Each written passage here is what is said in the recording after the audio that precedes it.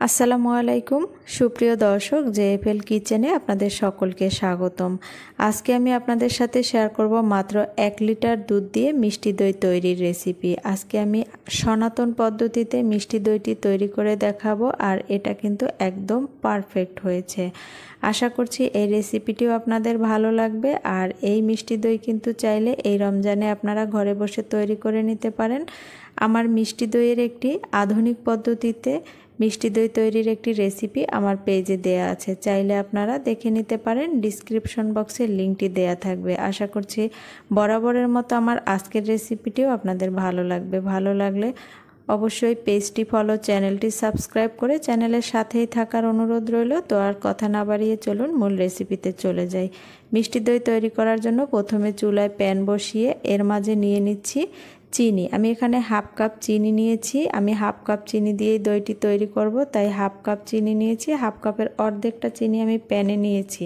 তো চুলার আঁচ মিডিয়ামে রেখে চিনিটা গলে যাওয়া পর্যন্ত অপেক্ষা করব। চিনিটা যখন এভাবে গলে এসেছে ঠিক এ পর্যায়ে আমি নেড়ে নিচ্ছি। চুলার আঁচ আমি মিডিয়ামেই রেখেছি। দেখুন ক্যারামেলটা কিন্তু প্রায় হয়ে এসেছে। আর এই ক্যারামেলটাকে কিন্তু খুব বেশি সময় জাল করে পুড়ে ফেলা যাবে না। এ পর্যায়ে আমি অনবরত নেড়ে চেড়ে নিচ্ছি যাতে ক্যারামেলটা পুড়ে না যায়। যখন এরকম সুন্দর একটি কালার চলে এসেছে এই পর্যায়ে আমি এর মাঝে ঢেলে নিচ্ছি 1 লিটার তরল দুধ। ক্যারামেলটা যদি পুড়ে যায় তবে কিন্তু দইটা থেকে পোড়া পোড়া গন্ধ আসবে, আর দইটা খেতে একদমই ভালো লাগবে না। দুধটা দেওয়ার পরে কিন্তু ক্যারামেলটা জমে যাবে, তো ভয় পাওয়ার কিছুই নেই। দুধটা যখন গরম হয়ে যাবে তখন ক্যারামেলটা পুরোপুরি গলে যাবে। এবার আমি একটু নেড়ে নিচ্ছি।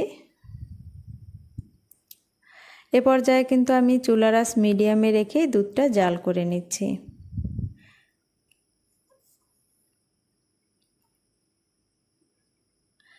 দুধটা জাল করে আমি ঘন করে নেব। যেহেতু আমি এখানে গুঁড়া দুধ দেব না, তাই আমি দুধটাকে একটু সময় নিয়ে জাল করে ঘন করে নেব। আর আপনারা কিন্তু চাইলে মিষ্টির পরিমাণটা বাড়িয়ে কমিয়েও নিতে পারেন। আমি হাফ কাপ চিনি দিয়েছি এখানে, আমি বাকি যে চিনিটা পরবর্তীতে দিয়ে দিয়েছি। এখন আমি নেড়েচেড়ে দুধটাকে জাল করে নিচ্ছি, জাল করে ঘন করে নিচ্ছি। দেখুন দুধটা কিন্তু জাল করা প্রায় হয়ে গেছে, কারণ আমি এখানে দুধটা জাল করে ঘন করে নিয়েছি। এখানে আমি দুধটাকে জাল করে 3 ভাগের 1 ভাগ টানিয়ে নিয়েছি। দুধটা কিন্তু অনেকটা ঘন হয়ে গেছে। এবার আমি চুলা থেকে নামিয়ে দুধটাকে ঠান্ডা করে নেব। দুধটা কিন্তু পুরোপুরি ঠান্ডা করে নেব না, এটাকে আমি কুসুম গরম অবস্থায় রাখবো। এবার আমি প্যানটা চুলা থেকে নামিয়ে দুধটাকে পুরোপুরি ঠান্ডা করে নিয়েছি। পুরোপুরি ঠান্ডা করিনি, কিছুটা ঠান্ডা করে নিয়েছি। দেখুন আমি যখন এভাবে আঙুল ডুবিয়ে এই দুধের মাঝে আঙুলটাকে কয়েক সেকেন্ড রাখতে পেরেছি, ঠিক ওই পর্যায়ে বুঝতে হবে যে দুধটা পারফেক্ট আছে। এবার আমি দইটাকে বসাবো। এর জন্য আমি এখানে হাফ কাপ পরিমাণ দই বীজ নিয়েছি। আর দই বীজটা নিয়ে আমি প্রথমে একটি স্ট্রেনারের উপর রেখে দই বীজ থেকে পানিটা ঝরিয়ে নিয়েছি। এবার আমি একটি কাঁটা চামচের সাহায্যে খুব ভালোভাবে ফেটিয়ে নিচ্ছি। দই বীজের একটি রেসিপি কিন্তু আমার পেজে দেয়া আছে, চাইলে দেখে নিতে পারেন। ডিসক্রিপশন বক্সে লিঙ্কটি দেয়া থাকবে। এবার আমি এই দুধের মিশ্রণের মাঝে এই দই বীজটাকে দিয়ে খুব ভালোভাবে মিশিয়ে নিচ্ছি। আমি একটি হ্যান্ড উইক্স দিয়ে খুব ভালোভাবে মিশিয়ে নিচ্ছি।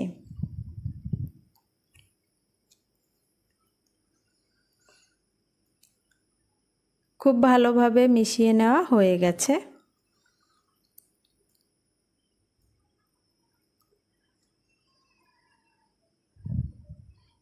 এখন আমি দইটাকে যে পাত্রে বসাবো ঠিক সেই পাত্রে আমি দিয়ে দিচ্ছি দইয়ের বীজ। আর আমি আজকে মাটির হাঁড়িতে দইটাকে বসাবো। আপনারা কিন্তু চাইলে প্লাস্টিক, অ্যালুমিনিয়াম অথবা সিলভার যে কোনো পাত্রেই কিন্তু এই দইটা জমাতে পারেন। তো আমি এখন এই পাতিলের মাঝে দিয়ে দিয়েছি দইয়ের বীজ। দিয়ে আমি খুব ভালোভাবে পাতিলটা লাগিয়ে নিচ্ছি।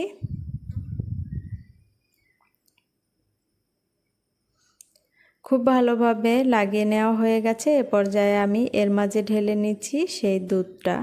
আমি যে দুধটা জাল করে ঘন করে নিয়েছি সেটা দিয়ে আমি একটি হ্যান্ড উইক্স দিয়ে আবারও একটু খুব ভালোভাবে নেড়ে নিচ্ছি, যাতে দুধের উপরে বাবলস চলে আসে আর দেখতে দইটা বসার পরে দেখতে যাতে একদম দোকানের যে দইটা সেরকমের লুকটা আসে। এবার আমি একটি ঢাকনা দিয়ে ঢেকে একটি মোটা তাওয়াল দিয়ে ঢেকে নিচ্ছি। আপনারা কিন্তু চাইলে কম্বল কিংবা কাঁথা দিয়েও এই দইটাকে বসাতে পারেন। আমি তাওয়ালটা দিয়ে আমি রেখে দিচ্ছি সারা রাতের জন্য। আমি বিকালে এই দইটাকে বসিয়েছি আর আমি আপনাদের সাথে সকালে শেয়ার করব। আমি দেখিয়ে দিচ্ছি পরের দিন সকালে। দেখুন দইটা মাশাআল্লাহ কত সুন্দরভাবে জমে গেছে। আপনারা কিন্তু চাইলে তাওয়াল কিংবা কম্বল কিংবা কাঁথা দিয়েও এই দইয়ের হাঁড়িটাকে ঢেকে রাখতে পারেন যাতে বাতাস প্রবেশ না করতে পারে। তো দেখুন কত সুন্দরভাবে জমে গেছে মাশাআল্লাহ। এখন আমি এটাকে নরমাল ফ্রিজে রেখে দেব 1 ঘন্টার জন্য। ঠান্ডা ঠান্ডা দইটা খেতে কিন্তু বেশ ভালো লাগে। ফিরে এলাম 1 ঘন্টা পরে। এবার আমি দেখিয়ে দিচ্ছি দইটা কতটা সুন্দর এবং পারফেক্টভাবে বসে গেছে। আপনারা কিন্তু চাইলে ঘরে বসেই এভাবে দই তৈরি করে নিতে পারেন আর এরকম পারফেক্টভাবে দই জমিয়ে নিতে পারেন। এই রেসিপির প্রতিটি টিপস ফলো করে যদি আপনারা বাসায় দই তৈরি করেন, আশা করছি আপনাদের দইও কিন্তু একদম পারফেক্ট হবে। ভিডিওটি ভালো লাগলে অবশ্যই লাইক কমেন্ট ও বেশি বেশি শেয়ার করার অনুরোধ রইল। সবাই ভালো থাকবেন, সুস্থ থাকবেন। আজ এ পর্যন্তই। আল্লাহ হাফেজ।